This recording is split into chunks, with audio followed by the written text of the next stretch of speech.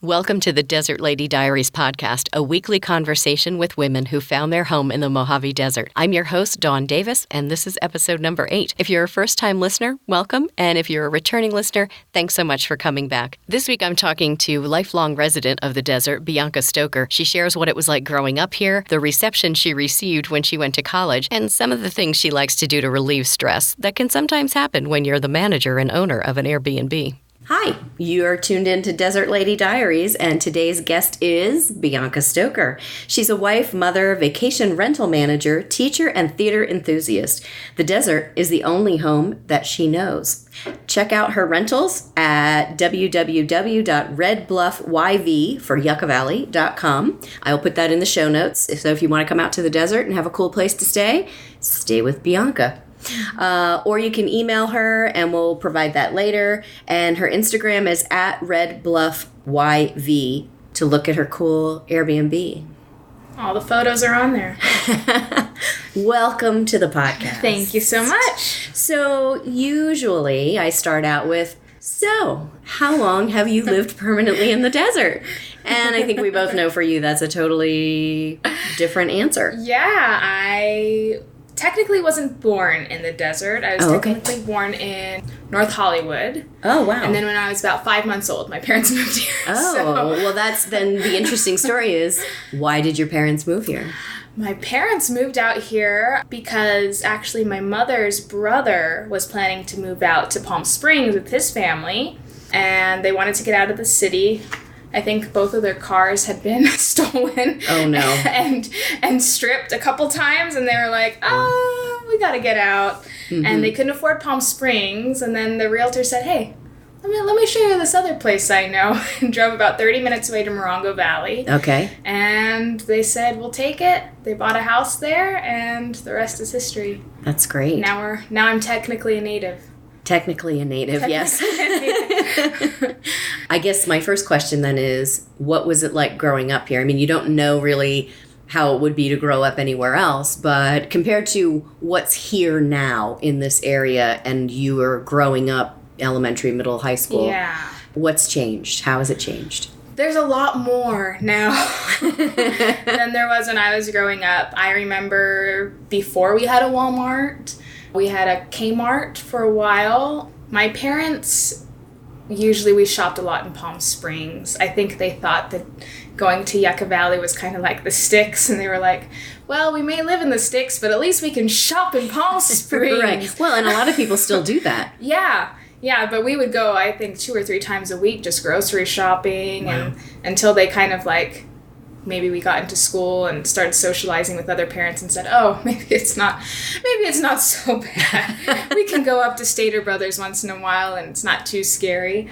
But there's so much more now that I wish had been around when I was young, even though I was pretty involved, ballet lessons and karate, and I was in public school most of the time and did theater all throughout high school and the summer youth theater programs when the Playhouse or the High Desert Cultural Center was the Playhouse when I was growing up. So you've been in the front building? Mm-hmm.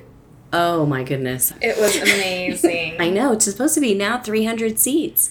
I'm dying for them to just finish fixing that and open it. I know. If only it could just be done so quick. I know. Magic. Where's that theater magic? No, but that was, I think, one of my fondest memories of growing up here was that front theater, the Playhouse, because that was my favorite place every summer, me and my friends being in productions there. So it's a pretty special place, and I can't wait until they finish renovating it. Well, and I understand that has been here for a very long time. I think a lot of people would be surprised to know the history of that. And apparently on the High Desert Cultural Center website, there's a whole section with photos and all kinds of historical information that I have yet to dive into. I did look into it. They have, I think, catalogs by year, and I haven't looked at it lately. They only had one up, the one when I was looking at it. But yeah, I didn't even know it had been around for so long. Right. And so it was really interesting to see all the old photos and people on stage. Right. And to now see also now how they're growing. Yeah. I mean, with the black box in the back and hopefully soon opening the Playhouse in the front and then the annex that they're doing in Yucca Valley, which is going to have broadcast studio, which is awesome because then maybe I don't have to do this at my kitchen table. Not that it's not cool and all, but, you know. No, I'm really excited about everything that they're doing. They're doing a ton of cool stuff. So anyway, so from the perspective of someone who's grown up here, you've seen probably people come and go and come and go.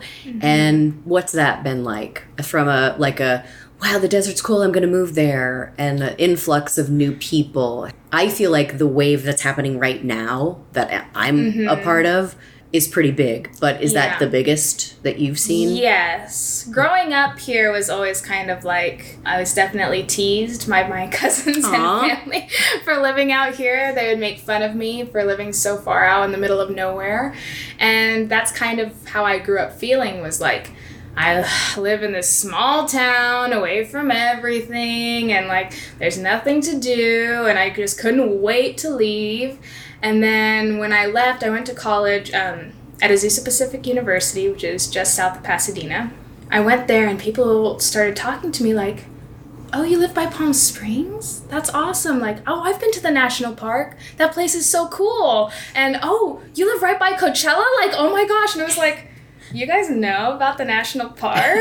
And you think it's cool? And you think it's cool? And like things that I had never appreciated before, people were telling me how cool it was. And I was like, I don't know what you guys are talking about. It wasn't that cool when I was living there. Right. But now I appreciate it more. So that's kind of the cool thing. Nice. So many years later. Right. And now you have your own family that's growing up Yes. here, right? How old's your son? My son's 3.5. Oh my goodness. He'll be 4 in January. Okay. And he's full of energy. He loves to climb everything, so I guess we live in a good spot for that. Although we did have to buy him a helmet because he was scaring us. A rock climbing helmet. Because he just runs up those boulders so fast. Well, they have no fear. Yeah. They have no fear. Yes, exactly. Before you went to college, was it like, I'm going to go to college and I'm going to find some kind of job and I'm going to get out of the desert? And then what changed? I had fully planned on never coming back. I was a business major, and originally an international business major. I wanted to go abroad and like see the world. And then I went, I studied abroad. I went to Belgium. Okay. I took French in high school. I wanted to go to a French-speaking country. Mm-hmm. And I was so homesick. Aww. It was terrible. Because everything was different. It wasn't just, I just couldn't, they all add up, all the little things, like with the door handle heights on doors and the way toilets and showers are and kitchens. And it was just like, when you're in a completely different place where everything is completely different, it just like shook me a little bit. And I came back home and changed my major to just a business administration instead of international business, because I was so homesick. And then I thought I was going to go to LA and I was going to live there, and I was thinking of hospitality, working in hotels and corporate businesses and just kind of climbing the corporate ladder. That's what I kind of saw for myself. And then after my 3rd year at college, I came home for the summer and did this reunion jazz band for the high school. So it was a collective jazz band composed of members anybody who had graduated from the high school at any year who had been in jazz. So that's how I met my husband. Oh, wow. The saxophone player. Yeah, the saxophone player, and I played the keyboard. So after that concert, we started dating, and then we got married a couple years after that. And he already had roots here. He had a house, 2 houses. Was he born here too? He was born here too. Okay. And it just kind of turned into, oh, wow, like, we could really build a family here. I don't really see any reason to go anywhere else. And so that's how that kind of changed. Yeah. All to my surprise. Right. Yeah. Because I usually ask people, when you were growing up, did you ever see yourself living in the desert? But for you, you grew up here and really apparently loved it. What are some of the things that you really love now about being here? I love the small towns. I really didn't like the cities. Never got used to them. So I'm really happy to be in a small town. And I had such a great childhood growing up here. We had a really tight community of families. It was the kind of community where we would just walk over to our neighbor's house. The door was open, walk in. Hey, how's it going? What are you making for dinner? What can I bring? And that was how a typical Friday and Saturday evening went every week. And that's beautiful. It was amazing. And I miss it so much. Yeah. And I'm hoping to kind of cultivate that, hopefully, for my son. But we'll see. I'm starting to realize it was kind of a once in a lifetime kind of thing. A good memory to hold on to, though. Yeah. Wow. Yeah, that's nice. So it was really, really special. Yeah. So having that sense of community, do you ever feel a sense of isolation here in the desert? Because a lot of people have talked about that it's a kind of a quiet place where people come to look internally into themselves and just do some self-reflection. Has that come up for you at all? Not really. My mind is so busy, I guess, that I never really find the time for self-reflection, even though we're in a small town. And I'm mostly a homebody. I like to stay at home and cook, or I don't like to clean, but I find but it's myself necessary. cleaning all the time, or just I'm very content with being by myself most of the time. So I never felt a sense of isolation. I know if there's ever a time where I want to go out, I know I can. Right. Even though it might be all the way to Palm Springs. There's not much to do out here. Right, exactly. But you did find the theater. Yes. Actually, a couple of theaters yes. out here. So that's gets you with your tribe, if you will, and your people, and keeps that kind of going. It is a lot of fun because I have like my mom friends, I call them, and then I have my theater friends. And so it's a lot of fun to have both. You can talk about your kids constantly with one group, and then you get to do something for yourself, develop your acting skills, and be a part of something bigger, create something. Right. And now you're teaching. And now I'm teaching, yeah. So I'm teaching the drama and music for 6 to 9-year-olds over at the Cultural Center. And now they're starting a new program that's going to the elementary schools during the week after school, and I'll be one of the teachers for that. And it's going really well. It's a lot of fun. That's great. And it fits right in kind of with also the Airbnb business, essentially, that you have, which uses your business administration skills. There you go. Exactly. So I did use that diploma. Gosh darn it. Yes. So I work from home managing those. And so that enables me to kind of have the free time to pick up other odd jobs, as I call it. Right, exactly.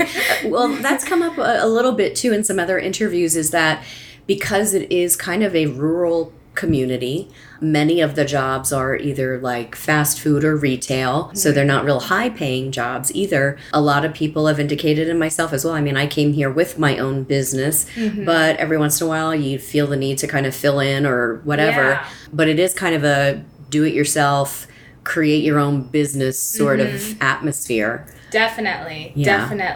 And I see that a lot too. I see a lot of people coming out here and, what do you do? Oh, I have a blog, or I have so many followers, or I'm a writer or an artist. And I think that's great because, I mean, essentially that's what helped, I think, the Cultural Center so much, is this influx of artistic people. And it's great to be able to work with different people, not necessarily people who have been here their whole lives. Right. The convergence of all these people brings a lot of different perspectives, levels of experience, and things like that. Pushes you got to push yourself, like, in your craft. So that's been great for me for acting. I love being able to work with people of from all over. So it's been awesome. Well, and you've got the skill, too, now that you're imparting it on a younger generation, which is fun to watch those light bulbs go off. Yeah, it's fun to see those kids who, like, take to it immediately. And I'm like, oh, my gosh, that was me. Stick with it. Right. If you love it, keep doing it. What were some of the, do you remember some of the shows you did when you were in high school? Yeah, like the first show I ever did in high school was a musical. Oh, a funny thing happened on the way to the forum. Oh, I love that show. I was vibrata at, 14 with my midriff showing. I think my parents were shocked. But it was so much fun. Yeah, and I was so involved with the drama club there. And after I went to college and decided I'm going to be serious, take business and not drama, I kind of thought theater was over for me. Right. And then I came back and I saw all the theaters that had kind of like cropped up in the area, and I was like, oh my gosh, I guess I can still keep doing it. That's amazing. Yeah. Well, you just came off a show, Owl and Pussycat? Owl and the Pussycat. Yeah. Yes, at the Groves Theater in Mongo. That was a lot of fun. That was a lot of hard work. Yeah, because it was only two of you in the show, right? Yeah, it was my first time doing a 2-person show, so, you're 50%. Right. The success of it is heavily weighed on your shoulders. Yes. And it was amazing. The things I learned about myself and acting it just pushed me so much, and I'm so excited to have done that. Abe Daniels, who directed it, he's a fantastic director. I'm hoping to get an opportunity to work with him at some point. Yes, yeah. He's amazing. He's so funny because he comes off very stern and intimidating until you get to know him. Well, you know what? I have had my share of acting teachers, and many of them have had that. And I think sometimes it's situational, where they put that on when they see somebody that really has some skill and potential, and they know that they can go there. They can push you to get to where you need to be, and that you'll look back and say, wow, that was a great experience. Like you just said, it was a great experience. I grew so much. I didn't know that I had that much in me. Yeah. So I think that they do that for a reason. Yeah. And it was fun because I've only done community theater, and it was the first time that I've been in a show where a director is like, no, like, this is serious. You need to take this seriously, and you need to do the research and the prep.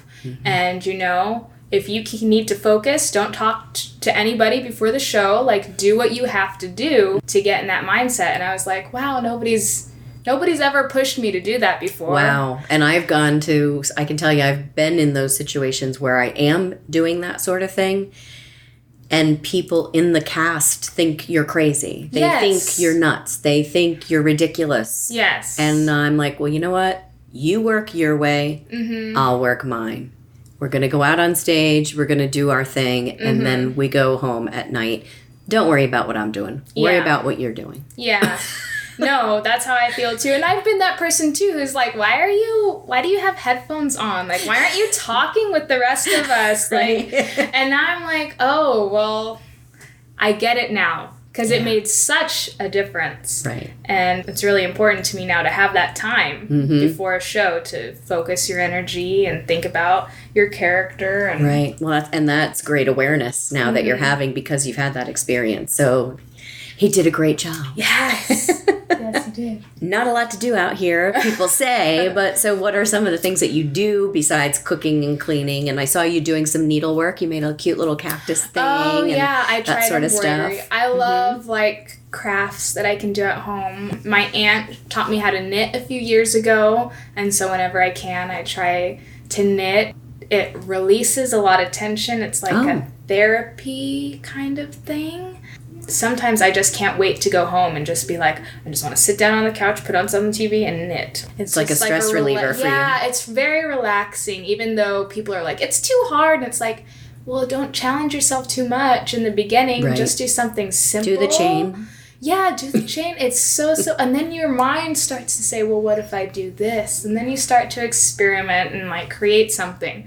And so I've been trying to kind of expand, so I bought a kit on embroidery, and I did it, and I was like, this is so much fun. This is so cool. I learned all kinds of different stitches, so I was like, I'm going to try to make something myself. What do I know that I can stitch? Oh, cactus. Saguaro is really easy. It's just a real loose shape, and then you just stitch it all in. I was like, and it looked really good. It was adorable. I was like, oh, wow, cool. I'll try something else next time. So nice. Yeah. It was fun, and I want to learn how to weave or like there's all kinds of stuff, brush lettering, any kind of like craft.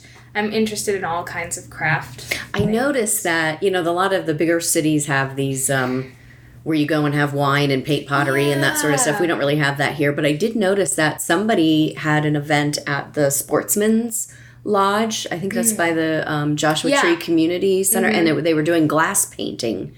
So I don't know if cool. somebody's programming over there specifically, or if it's just an artist around town who said, we should have an event like this. But it would be nice to see a lot of that stuff come up. And it is a nice way for people to meet each other around a common activity. Yeah. Right. It's what I did a workshop actually above Palm Desert near Idlewild. They had a Japanese shibori dyeing workshop. And what does that involve? It's indigo dyeing. Oh, neat. So I learned how to like fold fabrics and then dye them and wash them out, which was so much fun. As soon as I saw it, it was through, what is it called? Desert Adventure Club, which produces that desert magazine that's in the Desert Sun, the newspaper down below. I guess I have to get the Desert Sun because I only get our High Desert Star because it's local. Yeah, and I forget how I found them. I found them either on Instagram or on Facebook, and they created this Desert Adventure Club where they do events. They hold workshops. The next workshop comes up in November, and it's a sandal making workshop. Oh, that sounds fun. Which is pretty amazing, I think. And it's kind of, it's very above different. Desert, so it is kind of far from here. But I even talked to the editor and the girls who work there about getting stuff out here, and they're definitely interested in starting workshops out here. In fact, they had a night sky viewing thing in June where they had telescopes. I wasn't able to sign up for it, but it sounded amazing. So they have like night sky workshops where you can come and learn about the stars and formations at night, and then, creative workshops like the dyeing workshop and the sandal workshop. And I think out here I've even seen, there's a couple people, I know Block Shop Textiles does a workshop, I think once a year. And it's kind of like a 3-day thing. It's like all intensive where you pay for like, I think you pay to stay. Oh, okay. So your housing and meals and everything. Wow. So I'm not 100% sure, but then you learn how to, whatever they do. I didn't know anything about them, and I accidentally stumbled into a Airbnb house sitting situation before I moved here. And one of the guests was from London, and she has her own shop. And she had found them on Instagram. Yeah. And that was one of the places that she was going to visit while she was here in Joshua Tree, was to go and see the people at Block Shop. Yeah. So Instagram is an amazing tool. I've seen so much stuff on there. There's another group on Instagram, and I can't remember who they were, but they also did a shibori dyeing workshop a couple months ago in Joshua Tree. And so I think people are starting to do workshops and things. It's just that the word isn't quite out there. Right. Or they're maybe marketing more to like LA people who want to come for the weekend to do it, because in the local scene there's nothing. Right now. Yeah. Which is unfortunate. Yeah. Well, we have our share of art galleries, and we have our second Saturdays here in Joshua Tree, and we have our music. We have a ton of great music, which is, what your husband's part of that scene. Yes. So there's lots to do if you look. Okay, so this is the jar of questions. I will remove the lid, and you will pick one, and please read it out loud so we know what we're answering. What are some good ways to deal with stress when you have so much to do? You mean you don't just huddle in bed under the blanket and just pretend like the world doesn't exist? Goodness gracious. For me, I'm very list-oriented. Me too. What'll happen when I'm stressed, because I'm trying to do 50 things in an hour when I only have so much time, is write everything down and pick the 3 most important things that need to be done, that I need to focus my energy on, and the other things can wait. that's how I deal with it. Sometimes it doesn't work out very well. It also helps to just have someone that you can talk to when things aren't going right and you're stressed. Things have happened on our properties. When we have people coming, the last most stressful thing, we had a plumbing issue. Oh, no. We had guests leave and arrive on the same day, which is pretty typical. Right. And as our guests in the morning were leaving, they mentioned something about the shower. It looked like it wasn't draining very well and some water started to come up. And I was like, okay, no problem. Like, I'll take a look at it. When I get over there, it was completely blocked. Like, nothing was draining. And the toilet too. So I called a plumber and had them come over and they fixed the toilet. So I'm like, oh, thank God. At least the toilet's okay. People can go to the bathroom. I just need them to fix the shower. And they were there for hours. Oh, no. And hours trying to unblock it. And, I'm calling my husband. I'm like, who else do you know who can come over here? He was on tour at the time. Oh, gosh. Which is always the case. He had just left to go on tour. And it's something always happens. Right. And I suspect that's because even if he were here, he couldn't handle it. Okay. So maybe it's better he wasn't here. I don't know. Oh, gosh. It's funny because the first time he went on tour, we lost power and I had a 7-month pregnant woman with 2 toddlers in a house in the middle of the desert with no AC. And it was just like, I was like, see, every time you leave, something bad happens. So the family showed up and I was like, I'm so sorry. This is the issue. And it was, what was it? It was like Easter weekend or some weekend that was like completely busy. It was in April. And I was like, if I can find you another place to stay, I'll pay for it. Don't worry. We'll take care of you. It's just, you can't use a shower. I'm so sorry.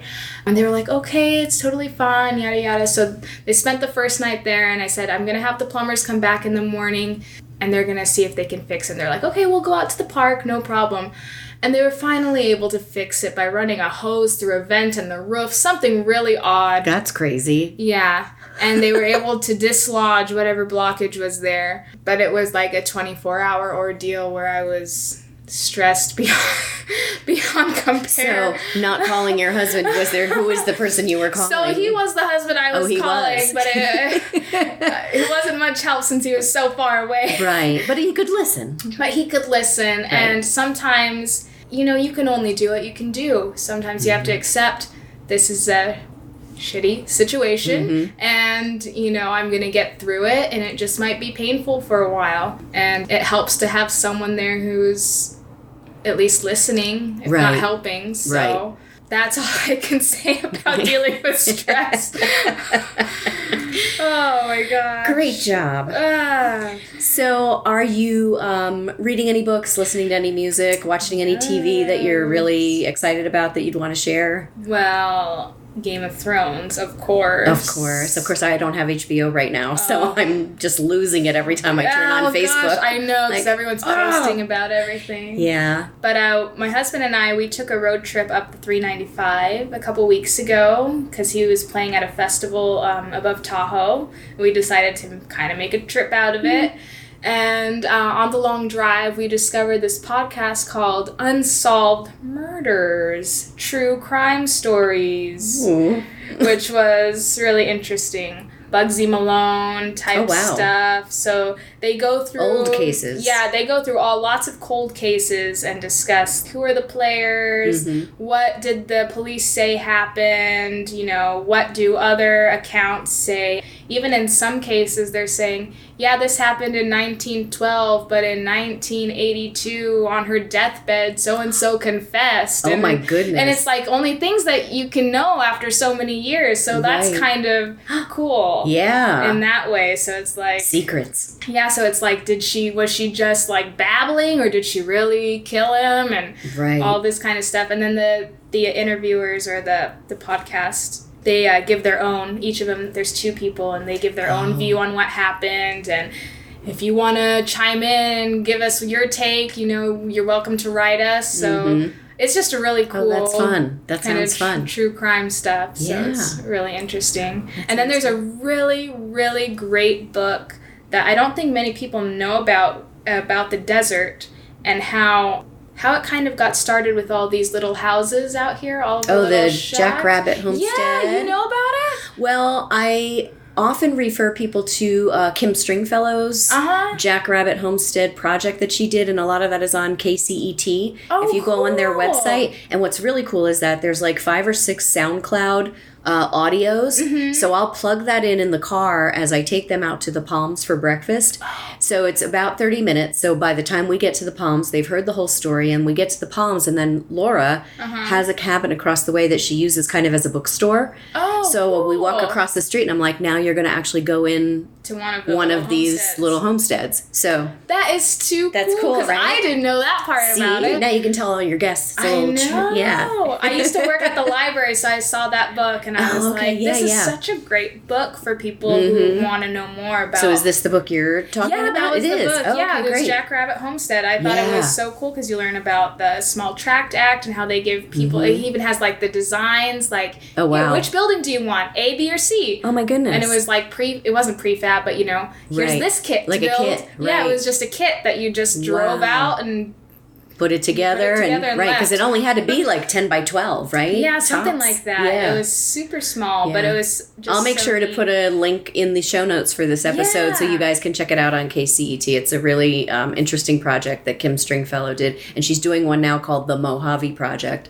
So she's going to a lot of different places in the Mojave Desert, not just here in the Morongo Basin, but even further east, and coming across with some great interesting stories about different people and places. Yeah. So, and the Old Schoolhouse Museum, Yes. if you go in the back where it is the old schoolhouse, there's a bunch of like lawyer bookshelves, and each of them has a binder with a person's name on them. And if you take one of those binders out and flip through it, it has all of their documentation of them buying their plots, their land. How cool. So it has all their names, how much they paid, all that stuff. That's awesome. Yeah, so there's so much interesting history here, and anybody driving in either direction is going to spot those little cabins and be like, what is going on with that? And that's the story. Yeah, It's really neat. So neat. Yeah. Well, thank you very much for coming and doing this. Yay! I really appreciate it. Yes, thank you so much for having me. It was a lot of fun. I was very nervous. But You now did I'm great. Good. Thanks. Thanks so much for listening to the Desert Lady Diaries podcast. So many ways to spend your time. Glad you spent it here with me and Bianca. I hope you got some insight and inspiration, and if you did, I hope you'll share that with me and the other listeners on the Desert Lady Diaries Facebook page. Check out the show notes for some of the things we talked about in this episode. Next week's Desert Lady is Haley Kuiman, who joins me to talk about the trials and tribulations of being a delicate flower in the harshness of the desert, adapting and settling into small-town life, and her longing to bring deeper, meaningful theater experiences to her fellow desert dwellers. I hope you'll join us then. If you're enjoying the podcast, I hope you'll let me know. You can send an email to desertladydiaries@gmail.com or leave a customer review in whichever listening platform you're using. I'll read every single one, I promise. Thanks.